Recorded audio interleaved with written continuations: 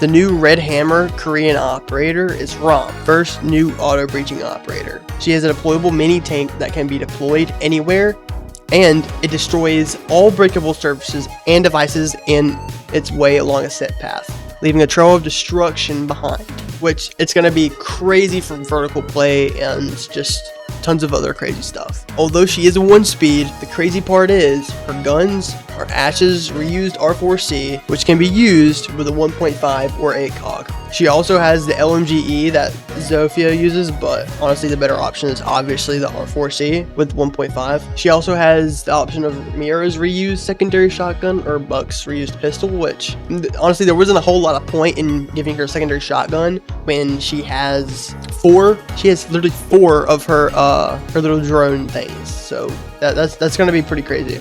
Her utility even consists of hard breach charges or stun grenades, which she doesn't need hard breach charges or the secondary shotgun. She's just like, she can cause enough destruction as it is. So she's just gonna be a force to be reckoned with, to be honest. Now about the patch notes, there's actually been some operator changes and tweaks. For example, Fuze can now deploy cluster charges on deployable shields and OSA shields, breaking the shield when the drilling is successful. Zero's Argus cam can also now be capable of piercing shields, but of course without breaking them. On a side note, Grim also got another buff to his gadget, which he can now choose 2 modes on his Hive launcher, and there's sticky mode or bouncy mode, which sticky mode is obviously the regular mode where it sticks to walls and stuff like that, but now bouncy, the projectiles are gonna bounce after touching a surface, like Tachanka's Shamika launcher, and that's actually gonna be a big buff for Grim since he has to get lines of sight and everything like that. So that's a really good buff for Grim. Grim, honestly, he's probably valuable now, to be honest. He's probably an actual decent operator now. So that's going to be pretty cool. For this next change, I actually have a video for y'all to watch about the new frost changes to the rework. So let's hop right into it. Can survive that anyway, but at the same time, I can also have my friend come and help me out. At that point, you will receive no debuff for doing so because they'll safely remove the trap from you. This is exactly how it works in live, and also sets up for the scenarios where Frost can get a 2-for-1. So the big thing about a player being able to take the Frost trap off of them, at least on the Lab TS, was that it wasn't severe enough. That people were able to do it too quickly. We're taking it from 2.5 seconds all the way up to 4 seconds, also including a far more severe debuff. That debuff will last up to 60 seconds. I think and reduce the player all the way down to a walking speed while still leaving that blood trail and making all the vocal calls. I think this is going to be a great change on the Lab TS. I'm super excited about Season 3. There's a lot of stuff packed in there. The shotguns alone are a massive package. Beyond that, it's our collaboration that we've already started to establish with the community in a far more tight-knit way.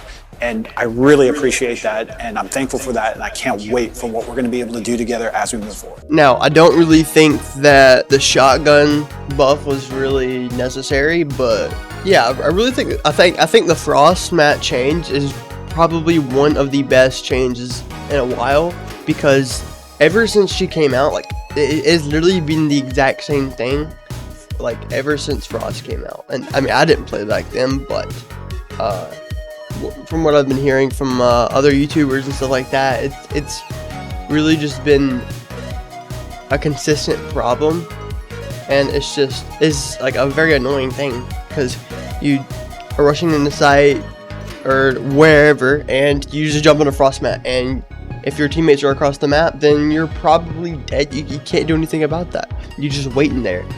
But now you can get out of it, and there's a debuff with it. And there's I think it's louder than it used to be now. It's like a real loud metal sound too, instead of just the regular frost mat sound. So it's more noticeable though. And I think it's very balanced now. I do. So I really can't wait for these changes. The one that I'm really not so crazy about though is definitely the shotgun one, because I don't think in any tactical shooter a shotgun meta should be a thing. Anyways, that's the Frost changes. Now Legion's gadget got a little bit of rework. Let me start with the good news.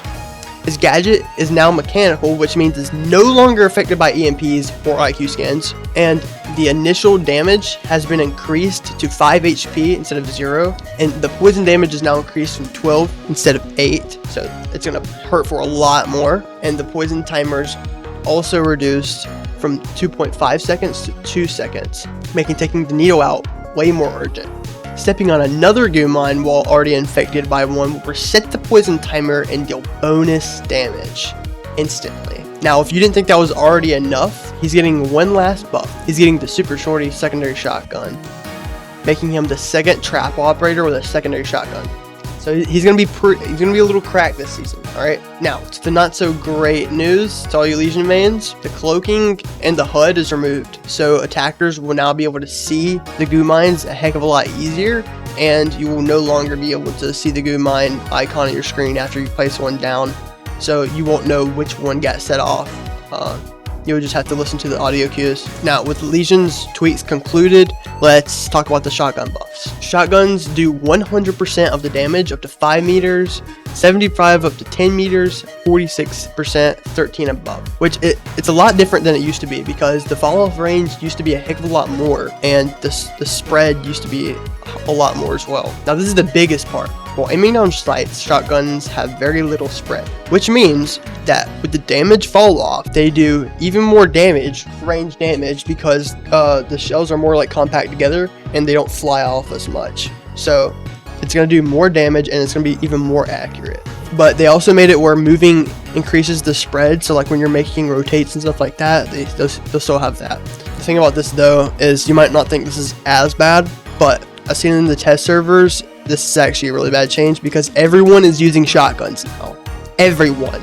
Since they have tighter spread, which makes them do more damage, more range. So this is probably going to be a really big like shotgun meta season. I don't know who thought shotguns were bad at the very moment, but somebody did. Obviously, the people that thought shotguns were not great right now obviously don't play Siege. Quick Match 2.0 is here, and they've added pre-site setups for every bomb site. This will help defenders set up quicker, and it will also help new players understand the concept of setting up site.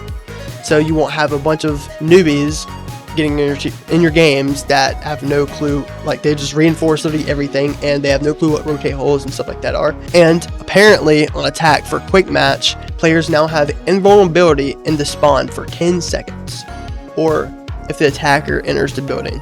This is supposed to eliminate spawn peeking, since Quick Match players don't want to deal with it. In my opinion, this was an awful change because it eliminates the fun aspect of Quick Match, because defenders can no longer have fun doing spawn peeks. I mean, that was honestly a really fun part about it. You could just do funny runouts. So yeah, that's gone. Another thing, the red walls that pop up in prep phase will also be extended for another 10 seconds. You can't even like throw any gadgets or anything like that out there. A little bogus, honestly. On the ranked side of things, map ban phases are being removed, which is arguably the worst change this year. The operator bans made it where you could have better chance at winning if an operator is a little bit OP in a certain bomb site, or if a strat by the other team depends on the operator. So operator bans are getting removed. They're also making it where there's only going to be one overtime. Sucks even more because it gives your team less of a chance to come back after getting destroyed the like first couple rounds, and it gives the team that gets defending first an advantage.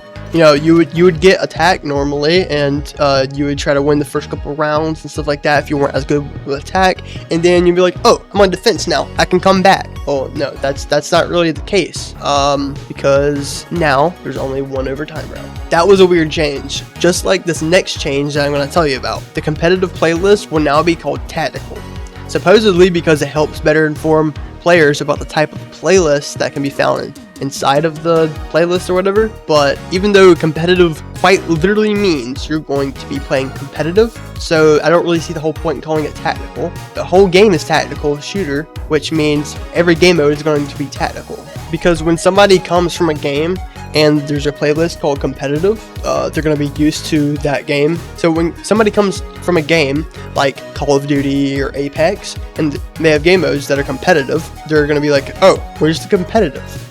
Oh, it's called tactical in this game. So why don't you just stick with the same thing? Like, Stop trying to be different, Siege. Anyways, that's gonna wrap it up for all the new changes for Year 8, Season 3, Operation Heavy Metal. Send this to a friend who needs to see this, and like and subscribe to see more content. See ya.